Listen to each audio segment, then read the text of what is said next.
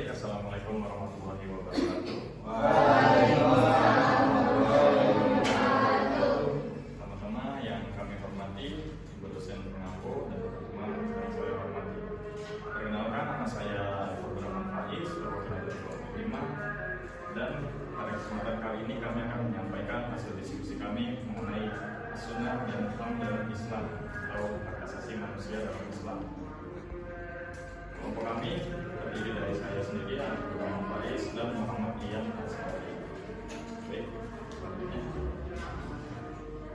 Sunnah. Sunnah secara bahasa mempunyai beragam arti, yaitu mengalir atau berlalunya sesuatu dengan mudah, jalan, tradisi, praktik yang diikuti, arah, model perilaku, ketentuan, dan peraturan. Sunnah juga dapat diartikan sebagai adat kebiasaan atau al-adat, yakni jalan yang terus diulang-ulang oleh beragam manusia, baik yang dianggap sebagai ibadah ataupun yang bukan ibadah. Baik, saya lanjutkan. Sunnah merupakan terminologi hadisin atau menurut ulama hadis adalah segala sesuatu yang diserahkan dari Rasulullah SAW, baik berupa perkataan, perbuatan, penetapan, sifat, moralitas maupun perjalanan hidup dia, yang demikian dilakukan sebelum dan sesudah diutus dari Rasulullah SAW. Menurut fuqaha atau menurut fikih, sunnah merupakan segala sesuatu yang telah ditetapkan Nabi Muhammad SAW, yang jika dikerjakan berpahala dan jika ditinggalkan tidak berdosa, meskipun tidak sampai kepada fardu dan atau wajib. Selanjutnya adalah fungsi as-sunnah. Umat Islam telah sepakat menjadikan sunnah sebagai salah satu dasar hukum untuk beramal dan beribadah, karena sesuai dengan yang dikehendaki Allah. Kesepakatan umat Islam dalam mempercayai, menerima, dan mengamalkan segala ketentuan yang terkandung dalam sunnah sudah dilakukan sejak Rasulullah masih hidup. Di samping itu, sunnah berperan sebagai penafsir terhadap ajaran Al-Quran dan berfungsi sebagai referensi dan sumber petunjuk kedua setelah Al-Quran.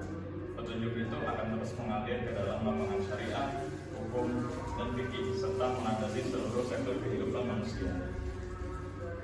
Landasan lain menjadikan sunnah sebagai sumber hukum Islam adalah perintah Allah Subhanahu wa Ta'ala dalam Al-Quran untuk menaati Rasulullah SAW. Banyaknya ayat Al-Quran yang menyuruh umat Islam untuk menaati Rasulullah. Ketaatan kepada Rasulullah sering dirafikan kepada ketaatan kepada Allah.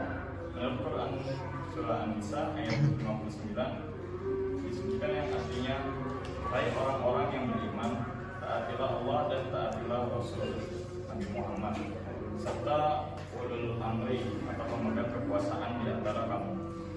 Jika kamu berbeda pendapat tentang sesuatu, kembalikanlah kepada Allah dan Al-Quran serta Rasul dan Sunnahnya. Jika kamu beriman kepada Allah dan hari akhir, yang demikian itu lebih baik bagimu dan lebih bagus akibatnya di dunia dan di akhirat. Baik, materi selanjutnya akan disampaikan oleh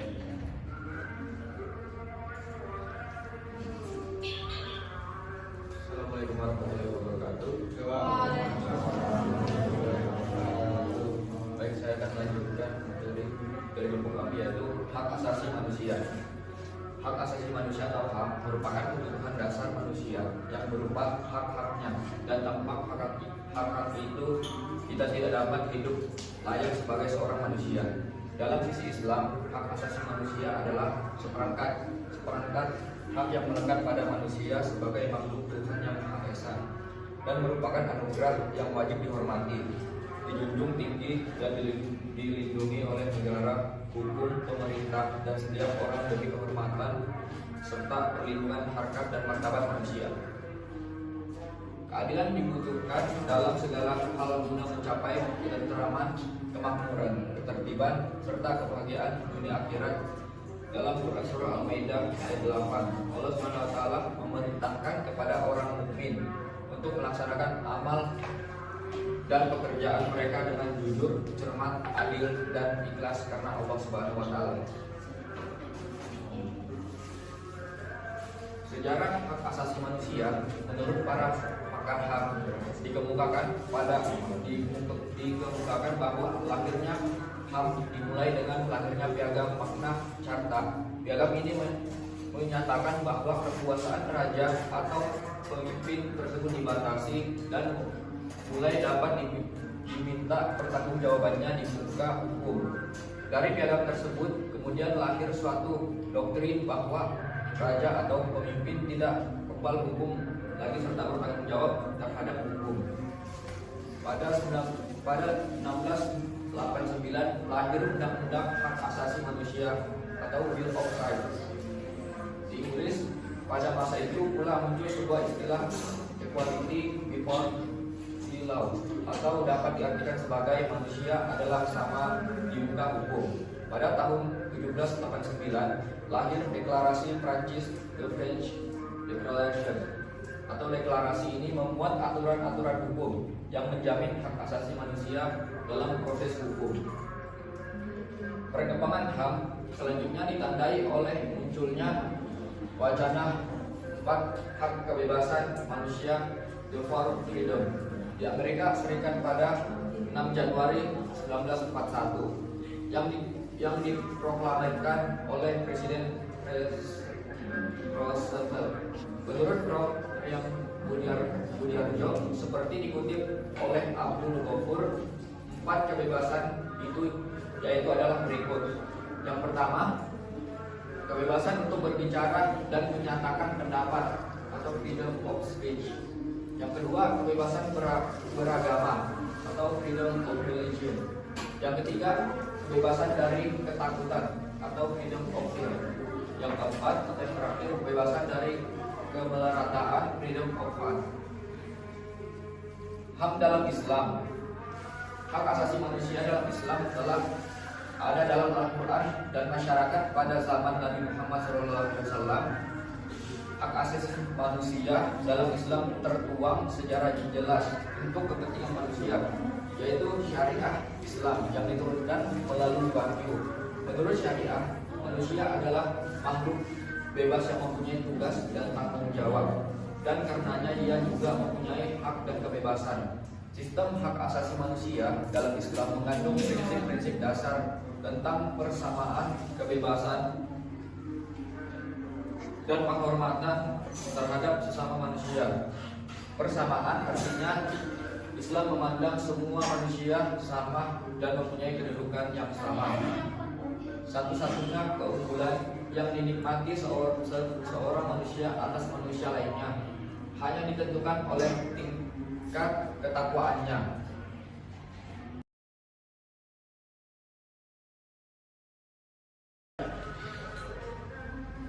Baik, saya akan menjawab pertanyaan dari Aulia. Sebutkan fungsi hadis atau sunnah terhadap Al-Quran.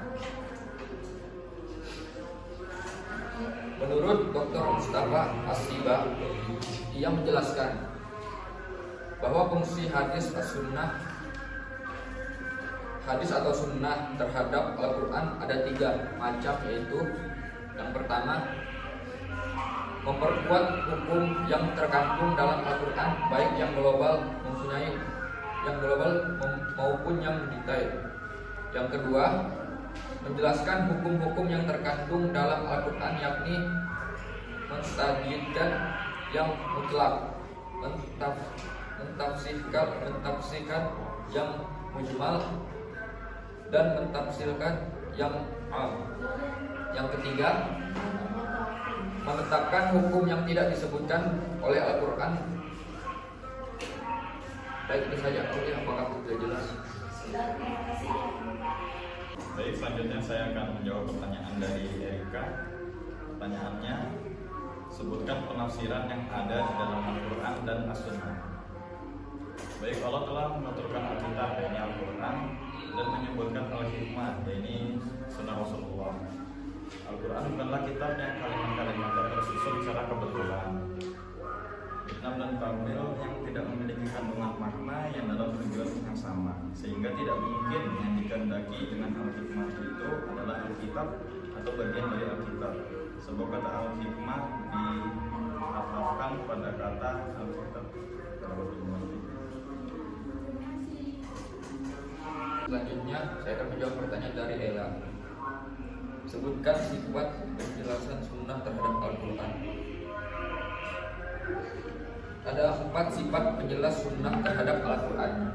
Yang pertama, bayan al-mujma'.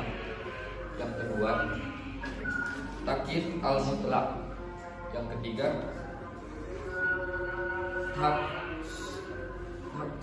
takhsis al-am. Yang terakhir, tauhid al-musykil.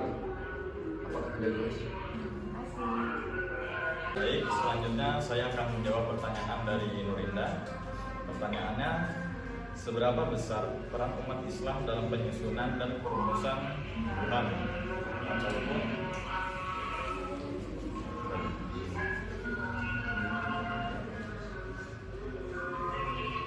Quran mencakup banyak sisi dari hak asasi manusia, termasuk di dalamnya hak sosial, politik, dan ekonomi, serta budaya. Dalam pasal 1 hingga pasal 5, secara tegas disebutkan hak-hak dasar yang menyangkut keberadaan manusia seperti kemerdekaan, kesamaan martabat tanpa adanya diskriminasi, dilarangnya perbudakan, dan hak untuk mengembangkan diri. Keadilan hukum juga disebutkan sebagai salah satu dari hak asasi manusia dalam pasal 6 hingga pasal 11, baik secara prosedural maupun substansial. Apakah ada pendapat? Selanjutnya, saya akan menjawab pertanyaan dari Luki. Sebutkan kriteria yang termasuk pada ingkar al-sunnah. Kriteria ingkar al-sunnah yang pertama, mendahulukan ketetapan hukum berdasarkan nas yang zahir, disertai keyakinan bahwa sunnah tidak memiliki kekuatan hukum sedikit pun. Yang kedua, menolak hadis Nabi baik seluruhnya maupun sebagian. Yang ketiga, menyalahi paham mayoritas ulama dan umat. Yang keempat, hanya mengambil dasar hukum dari Al-Quran saja. Dan yang terakhir, yang kelima, berbeda dalam cara pelaksanaan ibadah tertentu. Sudah disebut.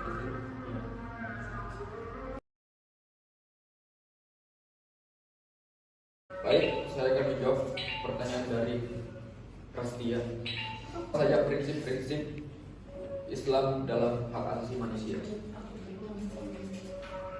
Istilah hak asasi manusia atau HAM menurut Islam, maka yang dimaksud sebenarnya ialah bahwa Islam mengandung prinsip-prinsip dasar tentang persamaan, kebebasan, dan penghormatan sesama manusia. Apakah sudah jelas? Baik, selanjutnya saya akan menjawab pertanyaan dari Cynthia. Yang pertanyaannya, bagaimana posisi HAM dalam Islam? Jawabannya, dalam pemahaman kaum muslim pada umumnya, hak asasi manusia adalah traktat yang lahir dan diprakarsai oleh bangsa-bangsa barat. Hal ini tidak sepenuhnya benar, karena deklarasi HAM sekalipun seringkali berasal dari inisiatif negara barat, hal itu juga melibatkan seluruh negara di dunia, bahkan negara-negara muslim, terutama mereka yang bergabung dalam Perserikatan Bangsa-Bangsa. Apakah dapat dimengerti? Baik, saya akan menjawab pertanyaan dari Intan Nur Azizah. Sebutkan dan jelaskan contoh pada ingkar as-sunnah. Berikut beberapa contoh yang diajarkan pada ingkar as-sunnah, yaitu yang pertama, tentang 2 kalimat syahadat. Mereka tidak mengaku 2 kalimat syahadat karena tidak ada di dalam Al-Quran. Yang kedua, tentang sholat, cara mereka mengerjakan sholat bermacam-macam. Yang pertama, ada yang mengerjakan sholat 3 kali sehari, masing-masing boleh 4 rakaat atau 2 rakaat. Yang kedua, ada yang sholatnya 2 rakaat tetapi bacaannya berbeda-beda, yang seperti biasa bagian sholat yang tidak tertera dalam Al-Quran atau yang boleh diganti. Yang ketiga, ada yang sholatnya sebanyak-banyaknya selagi mampu dan tidak berlebihan. Yang terakhir, sholat diwajibkan bagi yang paham Al-Quran. Yang C, tentang puasa di bulan Ramadan. Mereka hanya mengikuti kewajibannya puasa saja. Yang D, tentang zakat. Mereka tidak menunaikan zakat yang mereka akui adalah perintah memberi fakir miskin. Dan yang terakhir yang rukun Islam. Rukun Islam yang 5 tidak berfungsi apa-apa, yang penting adalah pemahaman Al-Quran. Baik, apakah bisa dimengerti kita? Baik, selanjutnya saya akan menjawab pertanyaan dari Halimah, yaitu jelaskan apa yang dimaksud dengan Khawarij, Syiah, dan Mu'tazilah pada masa periode klasik. Baik, yang pertama adalah Khawarij. Secara umum adalah berbagai imbalan yang berpendapat bahwa semua sahabat yang terlibat dalam fitnah perang Jamal dan gencatan senjata atau takim, serta yang ridho akan hal tersebut dinilai kafir. Yang kedua, Syiah merupakan kelompok Syiah menerima sunnah dan mengamalkannya seperti Ahlus Sunnah. Hanya mereka berbeda dalam menerima dan menetapkan kriterianya. Dan yang terakhir adalah Mu'tazilah. Kesimpulan Al-Sibawayh bahwa sikap Mu'tazilah tidak menentu apakah menolak sunnah atau menerima seluruhnya atau menolak sunnah ahad saja. Apakah dapat dimengerti? Iya, terima kasih. Baik, saya akan menjawab pertanyaan dari Cinta. Apa prinsip Islam dan hak asasi manusia dalam konteks deklarasi Kairo? Jawabannya, deklarasi Kairo merupakan sebuah instrumen hukum hak asasi manusia internasional yang dibuat oleh Organisasi Konferensi Islam atau OKI. Pada tahun 1990, deklarasi tersebut dibuat sebagai acuan bagi negara anggota OKI dalam rangka pelaksanaan atau perlindungan terhadap hak asasi manusia yang berdasarkan hukum Islam. Apakah sudah jelas?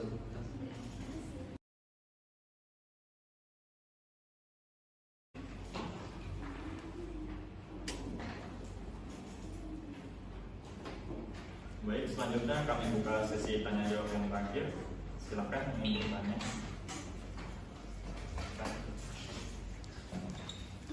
Perkenalkan, nama saya Dimas. Izin bertanya, sebutkan pengertian sunnah sebagai penjelas terhadap Al-Quran. Sekian, terima kasih. Baik, selanjutnya.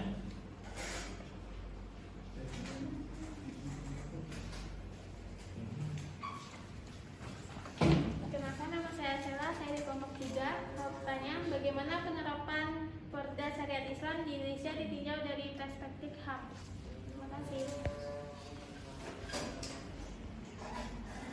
Baik, selanjutnya.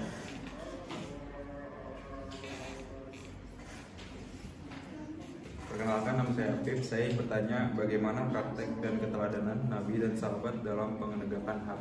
Terima kasih. Baik, selanjutnya. Perkenalkan, nama saya Muhammad Hamdan Riyadi. Izin bertanya, sebutkan upaya apa saja yang dapat dilakukan untuk mengantisipasi ingkar al-sunnah. Terima kasih. Baik, terima kasih atas pertanyaannya. Izinkan kami menyiapkan waktu untuk menjawab. Baik, saya akan menjawab pertanyaan dari Dimas. Sebutkan pengertian sunnah sebagai penjelas terhadap Al-Quran. Al-Quran sebagai sumber pertama dan utama yang banyak memuat ajaran-ajaran yang bersifat umum dan global. Karenanya fungsi sunnah pada dasarnya memberikan suatu penjelasan dan keterangan serta perincian terhadap hal-hal yang di dalam Al-Quran belum jelas. Apakah sudah jelas?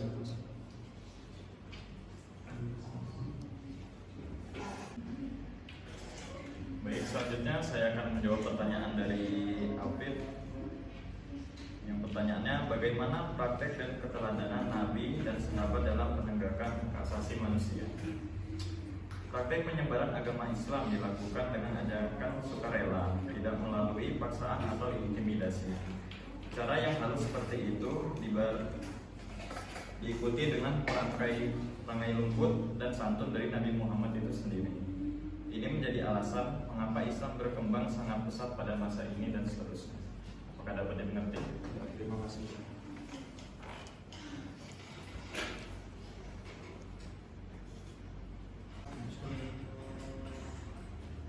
Baik, saya akan menjawab pertanyaan dari Hamdan.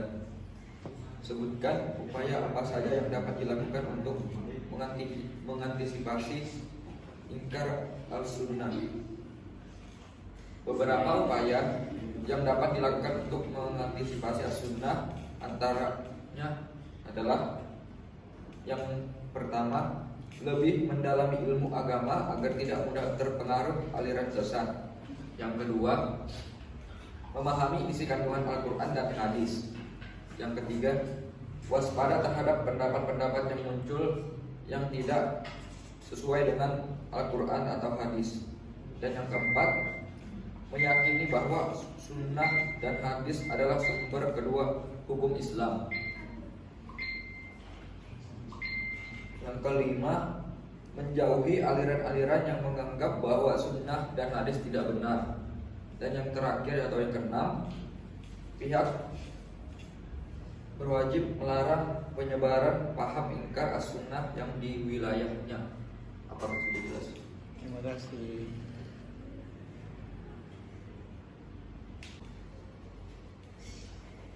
Baik, saya akan menjawab pertanyaan dari Sela. Bagaimana penerapan perda syariat Islam di Indonesia yang ditinjau dari perspektif hak asasi manusia atau HAM? Penerapan perda syariah pada masa otonomi daerah menjadi pertanyaan banyak kalangan. Apakah sesuai atau bertentangan dengan hak asasi manusia? Perlu dipahami dalam beberapa aspek bahwa penduduk Indonesia tidak semuanya Muslim. Ada penduduk non-Muslim yang juga perlu dilindungi hak-haknya. Apakah sudah jelas? Ya.